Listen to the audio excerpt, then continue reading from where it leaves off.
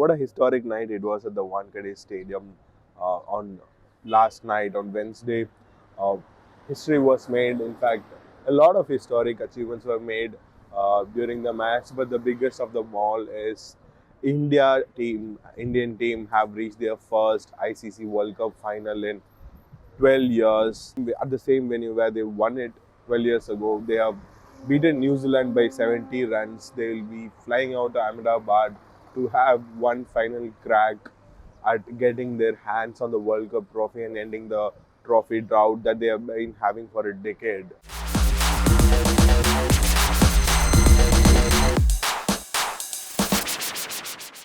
Hello and welcome to the latest episode of Fours and Sixes. This is Gomesh, and we'll get through all that happened on Wednesday night at Wankhede. The biggest of them all, as we just discussed, India are in the World Cup final, and a lot of things led to that result.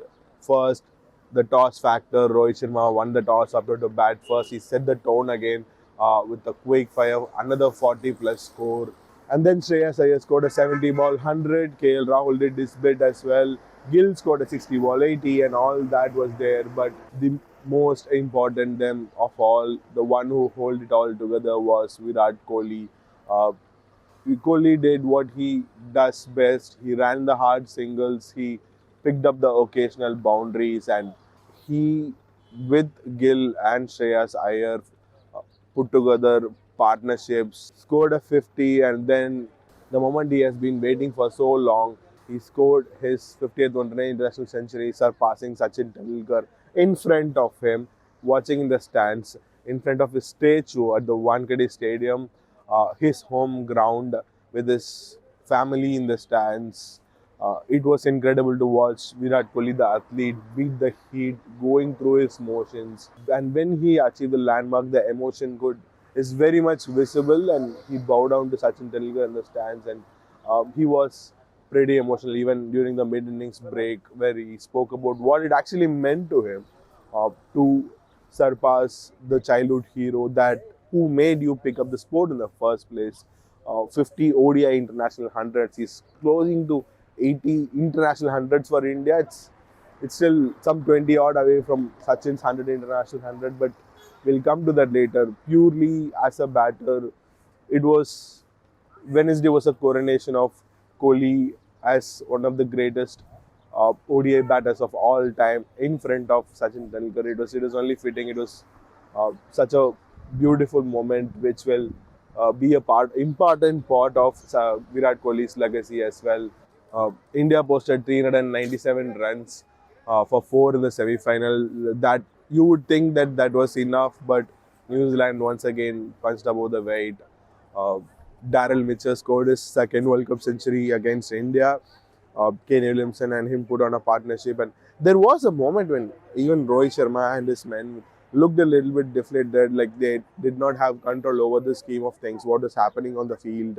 Once again, this bowling attack turned it up. Kuldeep Yadav bowled an incredible spell, but it was one man, Mohammed Shami, who provided the early breakthrough, who came back again when Williamson and Daryl Mitchell was cruising through. Seemed like New Zealand were in the game. He came back to take 2 wickets in the same over, Kane Williamson and Tom Latham, and from there on the doors opened.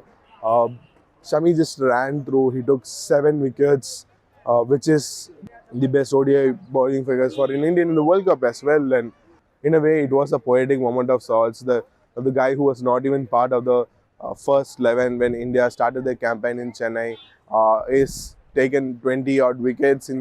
He's played only 6 matches, and he's the one who's taken them into the final. The final that they have been waiting for so long. They have seen several heartbreaks, including quite a few of them against New Zealand themselves. But Rohit Sharma and his men has done it all. They have made sure India there in the final step. They need one last night, one good night in Sunday in Ahmedabad. But going by the way they have played so far, they seem like an invincible team. They are the team to beat, and whoever comes from Kolkata to Ahmedabad is going to be having a hard night on Sunday in Ahmedabad in front of a packed sea of blue, over 1 lakh fans. It's going to be the match of the year. how it's going to go down, what's going to happen in Ahmedabad on Sunday. We'll have Swarup Swaminathan there who will be bringing you all the details from there. But for now, it is a moment to celebrate for all the Indian fans. They have been through a lot of heartbreaks, 2015, 2016, 2019, and even again in 2022. And this moment is a lot. It means a lot to a billion fans, and you could see why the buzz is still very much alive in Mumbai on the morning of the day after the semi-final. But we'll keep it to that. So until Sunday, the next episode of Fours and Sixes will be dropping by. But for this World Cup, I'm signing off here in Mumbai in front of the Taj in Gateway of India. Thank you so much for watching.